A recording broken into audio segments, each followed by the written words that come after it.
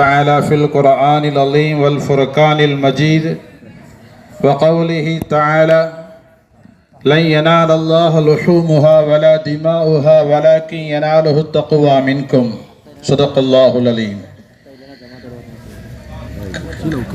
அளவற்ற அருளாளனும் நிகரற்ற அன்புடையவனுமாகிய அல்லாஹ்வின் திருநாமத்தால் ஆரம்பம் செய்கின்றேன். உலகத்திற்கு அருக்குடையாக அனுப்பப்பட்ட அண்ணலும் பெருமான் ஸல்லல்லாஹு அலைஹி வஸல்லம் அன்னவர்கள் மீதும் அன்னாரை பின்பற்றி வாழ்ந்த சத்திய சஹாபா பெருமக்கள், தாபிஈன்கள், தபஅ தாபிஈன்கள், இமாம்கள், ஃபுகஹாக்கள், அவுலியாக்கள், இங்கு அமர்ந்திருக்கக்கூடிய நம் அனைவர்கள் மீதும் அல்லாஹ்வினுடைய கருணை என்றென்றும் பொழியட்டுமாக. கண்ணியத்திற்குரிய அல்லாஹ்வின் நல்லடியார்களே, அருமை பெரியவர்களே, ஜமாத்தார்களே, அல்லாஹ்வினுடைய மிகப்பெரிய கிருபை புனிதமிக்க ஈதுல் அல்ஹாவினுடைய தினத்திலே அல்லாஹ் சுப்ஹானஹு தஆலா நம்மை ஒன்று சேர்த்திருக்கின்றான் இந்த இடத்திலே. அதே போன்று நாளை மறுமையிலே சுவனத்திலே அல்லாஹ் சுப்ஹானஹு தஆலா நம் அனைவர்களையும் அல்லாஹ் ஒன்று சேர்த்த வேண்டும் என்பதாக இந்த நல்ல நேரத்திலே துஆ செய்து கொண்டு சில விஷயங்களை உங்களுக்கு முன்னால் பேச ஆசைப்படுகின்றேன். அல்லாஹ்வின் நல்லடியார்களே, புனிதமிக்க ஈதுல் அல்ஹாவினுடைய இந்த தினத்தினுடைய விஷயங்கள் எல்லாம் நமக்கு ஓரளவுக்கு தெரிந்திருந்தாலும் அதனை பற்றிய சில விஷயங்கள், அல்லாஹ் சுப்ஹானஹு தஆலா நபிமார்களிலே நபி இப்ராஹிம் அலைஹிஸ்ஸலாம் அவர்களை இந்த உலகத்திலே அல்லாஹ் சுப்ஹானஹு தஆலா தன்னுடைய ஹலீலாக ஏற்படுத்தி கொண்டான். நேசராக, நண்பராக அல்லாஹ் சுப்ஹானஹு தஆலா இப்ராஹிம் அலைஹிஸ்ஸலாம் அவர்களை ஏற்படுத்தி கொண்டான். அப்படிப்பட்ட அந்த இப்ராஹிம் அலைஹிஸ்ஸலாம் அவர்களுடைய வாழ்க்கையிலே நாம் பார்த்தோம் என்று சொன்னால், வாழ்க்கையினுடைய எல்லா பகுதிகளிலும் அவர்களுக்கு ஒரு சோதனையாகவே இருந்தன. எல்லா சோதனைகளிலுமே நபி இப்ராஹிம் அலைஹிஸ்ஸலாம் அவர்கள் வெற்றி அடைந்தார்கள், துணிந்தார்களே.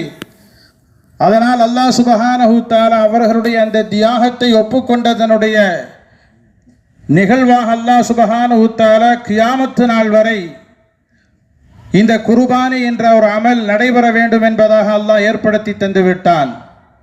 இப்ராஹிம் அலைஹிஸ்ஸலாம் அவர்களுடைய குடும்பம், அவர்களுடைய மனைவியாய ஹாஜரா அம்மையார் அவர்கள், மகன் இஸ்மாயில் அலைஹிஸ்ஸலாம், இந்த 3 பேருடைய தியாகம் என்பது சாதாரண ஒரு விஷயம் அல்ல. அப்படிப்பட்ட இந்த 3 பேருடைய தியாகத்தை அல்லாஹ் ஒப்புக்கொண்டான். இன்றைக்கு ஹஜ்ஜுக்கு செல்லக்கூடிய ஹாஜிகள், உம்ராவுக்கு செல்லக்கூடிய ஹாஜிகள் எல்லாம் சஃபா மருவாவுக்கும் இடையிலே தொங்கோட்டம் ஓடுவார்கள்.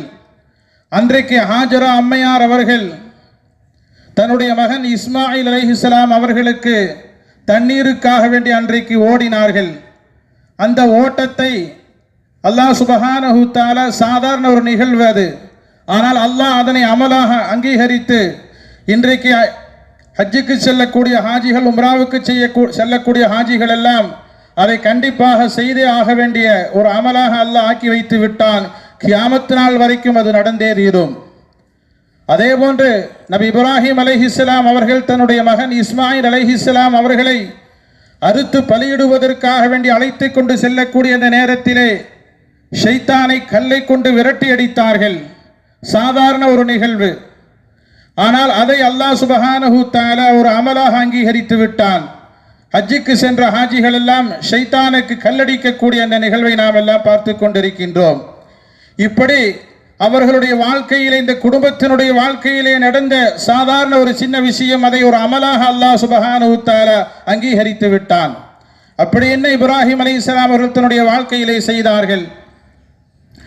முதலாக தன்னுடைய தந்தையிடத்திலே, ஆசரிடத்திலே போய் ஏகத்துவத்தை, தௌஹீதை எத்தி வைத்தார்கள். அந்த நேரத்திலே தன்னுடைய தந்தை, அவருடைய தந்தை இப்ராஹிம் அலைஹிஸ்ஸலாமுடைய தந்தை அதனை ஏற்றுக்கொள்ளவில்லை. அது மட்டுமல்ல, கல்லால் எறிந்து உன்னை நான் கொன்று விடுவேன் என்பதாக இப்ராஹிம் அலைஹிஸ்ஸலாம் அவர்களை அவருடைய தந்தை ஆசர் மிரட்டினார்.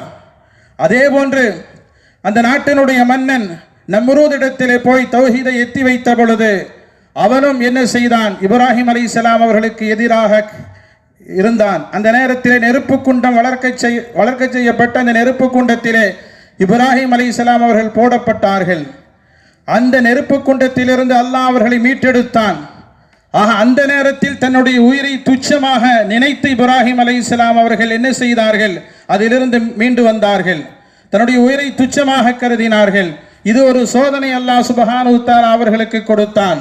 அது மட்டுமல்ல, தன்னுடைய மனைவியாய ஹாஜரா அம்மையார் அவர்களையும் மகன் இஸ்மாயில் அலைஹிஸ்ஸலாம் அவர்களையும் மனித சஞ்சாரமற்ற ஒரு இடத்திலே கொண்டு போய் எல்லாம் விடச் சொன்னான்.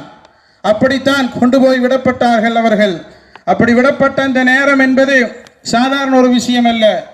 ஒரு எந்த விதமான மனித நடமாட்டமும் இல்லாத, குடிப்பதற்கு தண்ணீர் கூட இல்லாத ஒரு பகுதியிலே கொண்டு போய் மனைவியையும் குழந்தையும் கொண்டு போய் விடு என்று அல்லாஹ் உத்தரவிட்ட பொழுது ஏன், என்ன, எப்படி என்று எந்த கேள்வியும் கேட்கவில்லை நபி இப்ராஹிம் அலைஹிஸ்ஸலாம் அவர்கள்.